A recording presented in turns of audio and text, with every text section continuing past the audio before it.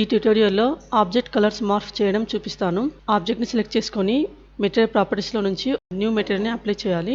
Time లైన్లో play హెడ్ని frame 1 దగ్గర ఉంచి బేస్ కలర్ పక్కన ఈ డాట్ ఉంది కదా, ఈ డాట్ పైన క్లిక్ చేయాలి. అప్పుడు ఇక్కడ కీ ఫ్రేమ్ యాడ్ అవుతుంది.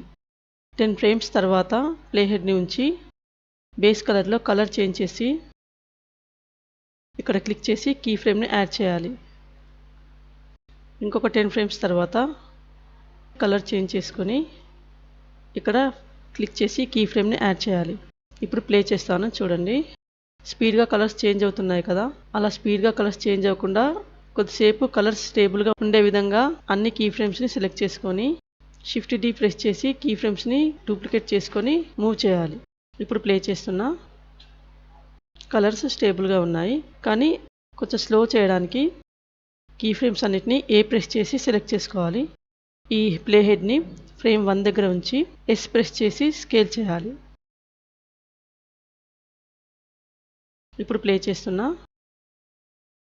ఇప్పుడు కలర్స్ కొద్దిసేపు ఉండి తర్వాత చేంజ్ అవుతున్నాయి. ఇలాంటి మరిన్ని ట్యుటోరియల్స్ కోసం కామెంట్ చేయండి. ప్లీజ్ లైక్ మరియు సబ్స్క్రైబ్ చేసి సపోర్ట్ చేయండి.